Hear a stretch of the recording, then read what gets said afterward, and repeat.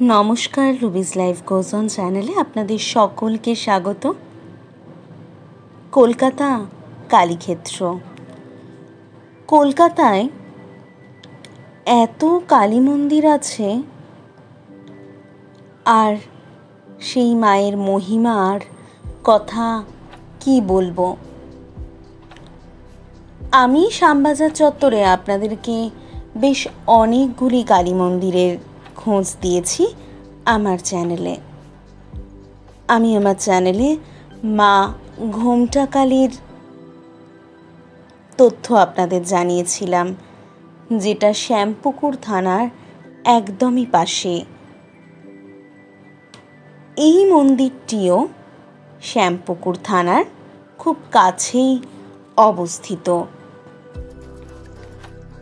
আজ আমি আপনাদের নিয়ে চলে এসেছি মা দীনতারিণীর মন্দিরে। এই মন্দির প্রায় ৩০০ বছরের পুরনো।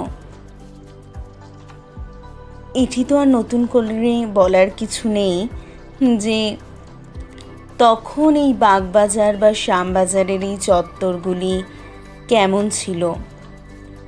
ঘন বন জঙ্গলে ঢাকা, তখন এরকম জনপদ তৈরিই হয়নি। আমি যখন শ্যামবাজার পাঁচমাথার মোড়ে জয়কালী মন্দিরের ইতিহাস আপনাদের সামনে তুলে ধরেছিলাম, তখনও এই তথ্য দিয়েছি।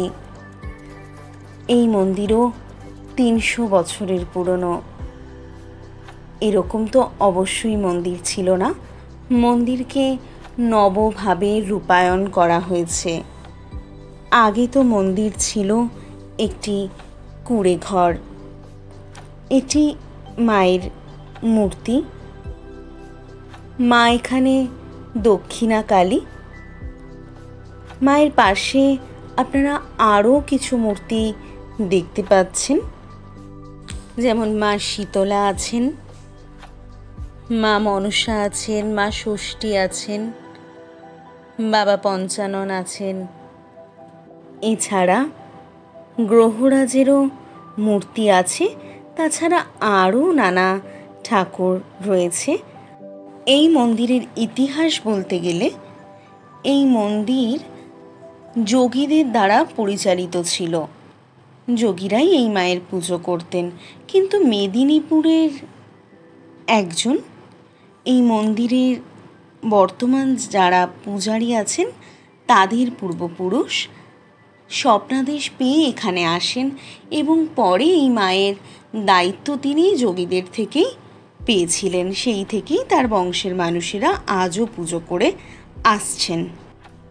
মন্দিরের সামনেই দেখছেন যে একটি জগন্নাথ ধাম আছে বা জগন্নাথ মন্দির।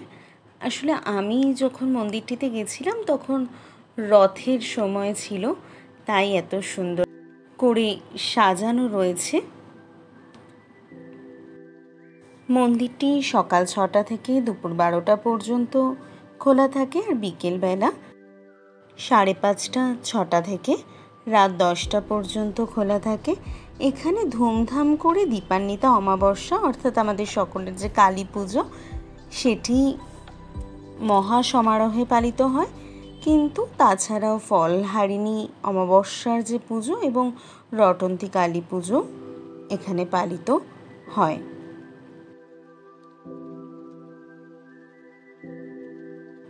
মন্দিরের বারান্দায় দেখতেই পাচ্ছেন যে মহাদেব আছেন।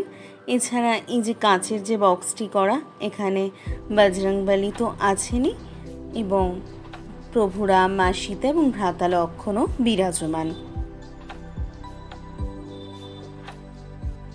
মন্দিরটিতে কিভাবে আসবেন একটু বলে দিই। মন্দিরটি শ্যামবাজার মেট্রো স্টেশনের খুব কাছে। আপনারা মনীন্দ্র কলেজের বিপরীত দিকে যে মেট্রো গেটটি আছে সেটি থেকে বেরোবেন। বেরিয়ে বাদিকে গেলেই মন্দির একটুখানি স্টার্লিং যে নার্সিংহোম আছে সেই গলিতে আপনারা যাবেন। আবার আপনারা শোভাবাজারের ওদিক থেকেও আসতে পারেন। ওই যে ডয়েন নামক যে ডায়াগনস্টিক সেন্টারটা আছে, ওই গলিটা দিয়ে আপনারা ঢুকবেন, ঢুকেই দেখবেন ডান দিকের গলিতে এই মন্দির। আর শ্যামবাজার পাঁচমাথার মোড় থেকেও এটি হাঁটা পথ। সেক্ষেত্রে কেউ যদি হাওড়াগামী মিনি বাসে আসেন দমদম বা অন্য কোনো দিক থেকে, তবে কিন্তু স্টার্লিং নার্সিংহোমের সামনে নামলেই বা জয়েন্ট ডায়াগনস্টিক সেন্টারের সামনে নামলেই কিন্তু আপনাদের হাঁটা পথে এই মন্দির বেশি কাছের মনে হবে। ভিডিওটি ভালো লাগলে একটি লাইক, কমেন্ট এবং শেয়ার করে দেবেন। সাবস্ক্রাইব করতে ভুলবেন না।